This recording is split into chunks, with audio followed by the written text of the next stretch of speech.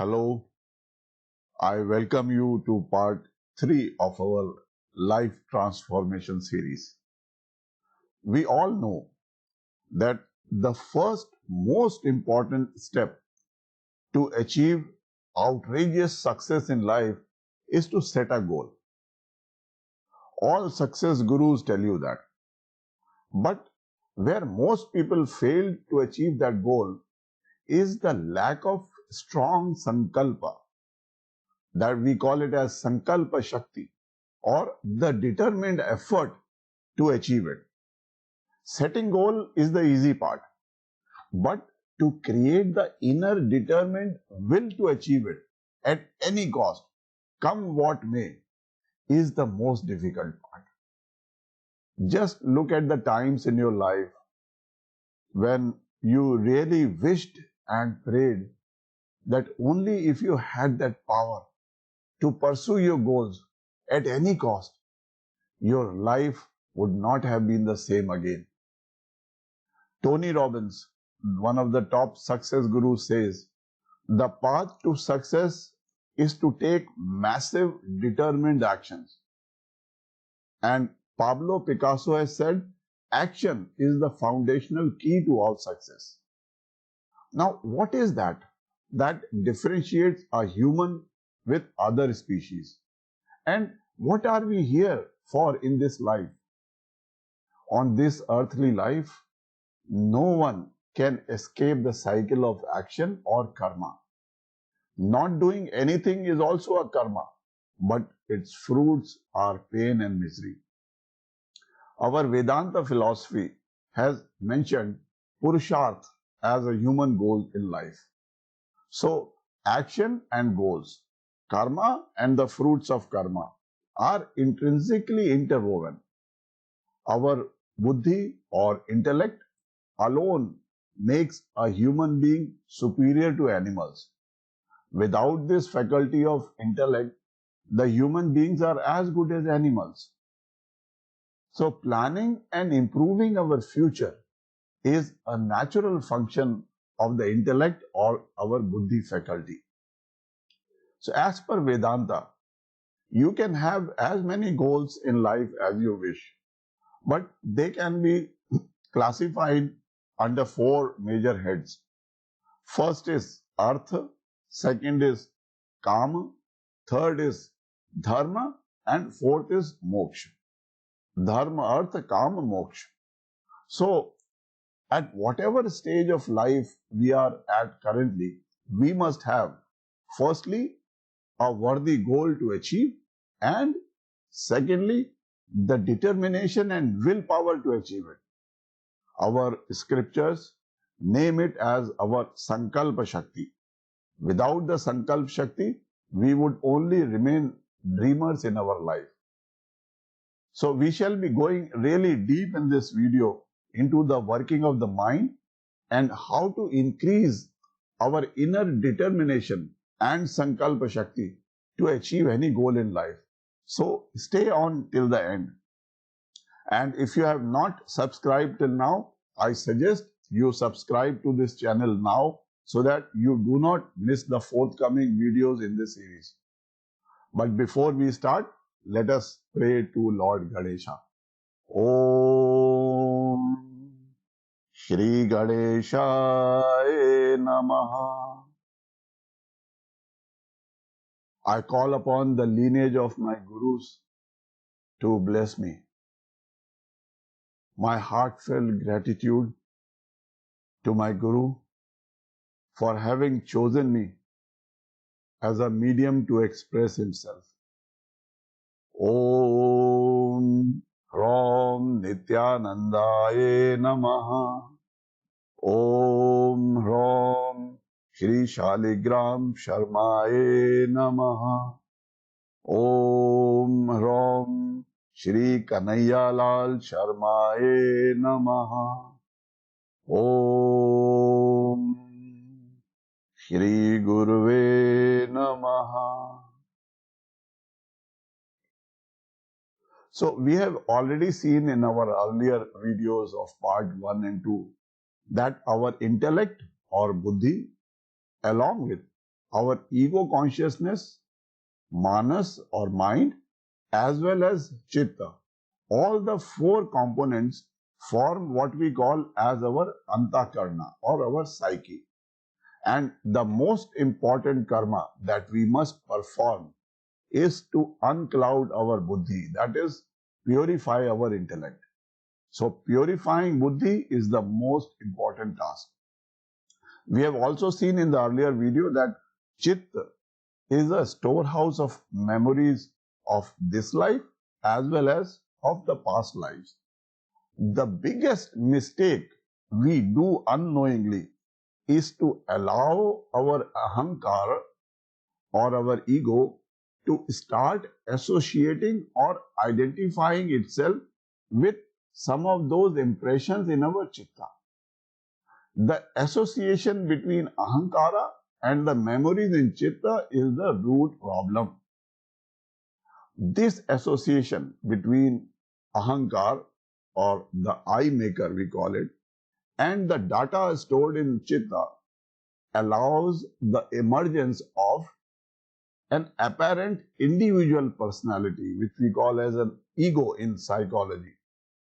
In this association, the impressions in chitta are colored. They are called klishta or five colorings we call.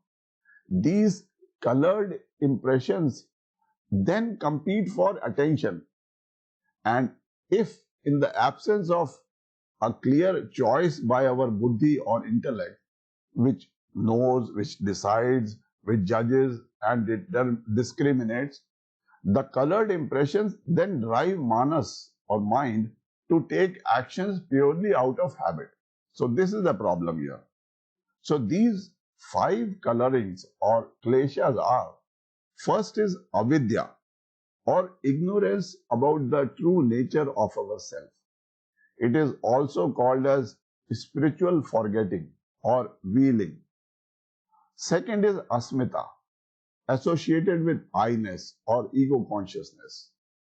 The third is raga or attraction, or we are drawn to something. In Sanskrit, we call it as akarshan of the world, that is the glitter of the world. Fourth is dvesha or aversion or pushing away. Sometimes we also call it as hatred. And fifth is abhinivesha, a resistance to loss or fear.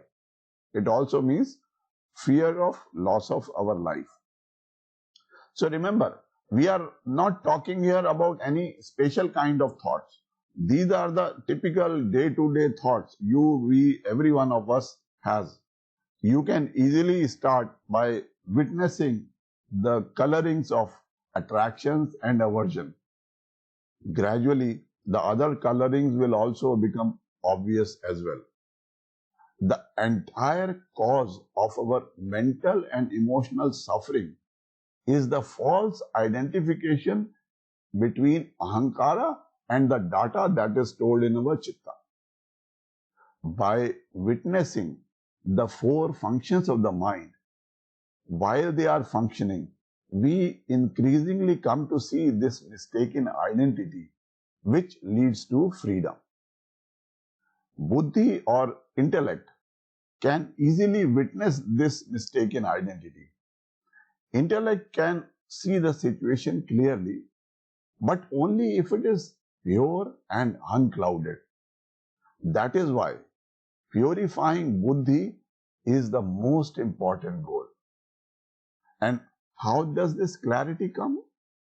It happens by removing the clouds of spiritual ignorance, that is avidya, that is blocking the wisdom of buddhi.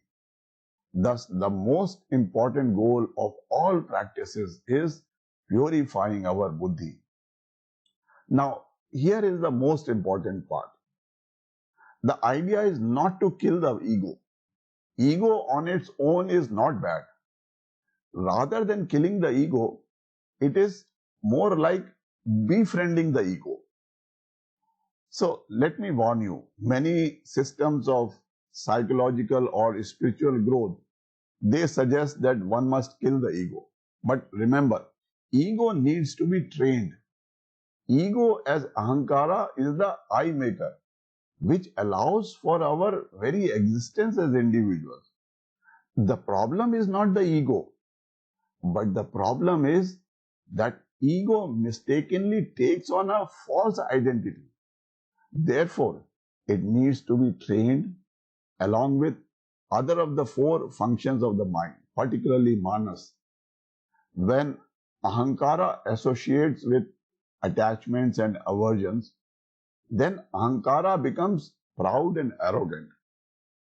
So over time, one begins to perceive Ahankara as a separate self instead of the small s of the self for the true capital self.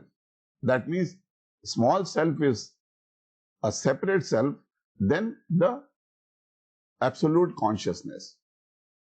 So all that we must do is to let go of the associations that have been made between the memories stored in our chitta and the I-ness of Ahankara.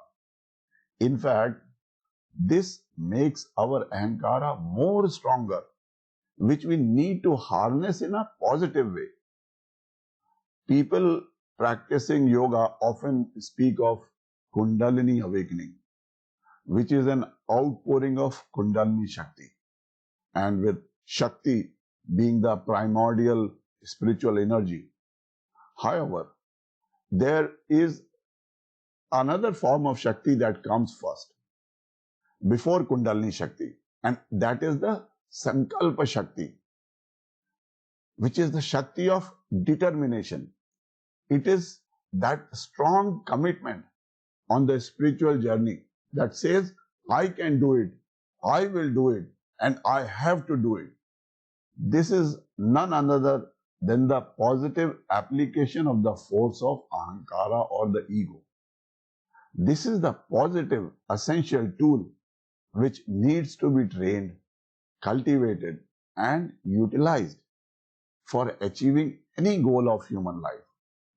The goal could be related to artha or wealth, it could be related to kama or pleasure of life, or dharma or moksha. This mistaken identity and the process of uncoloring is a foundation principle of yoga. And it is the core of the practices that is described in the first few sutras of Maharishi Patanjali's Yoga Sutra. So our effort should be to disassociate our Ahankara or the I maker with the memories stored in Chitta.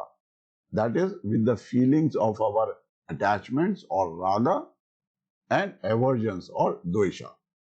So as soon as we are able to do that, our Ahankara is available for positive applications of determination and willpower.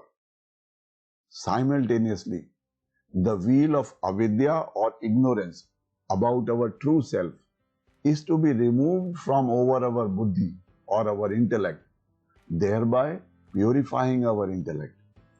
With a clear intellect, which has the power to discriminate between truth and untruth, and right and wrong, and the enormous power of Sankalpa Shakti, we become like the highest breed of gifted humans, capable of achieving the biggest goals in life that we can dream and set for ourselves.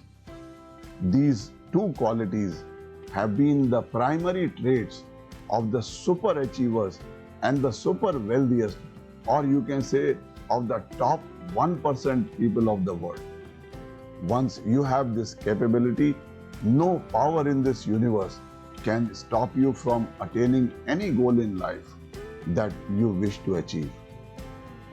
And if you like this video, then become the hands of divinity to subscribe and share this with your near and dear ones.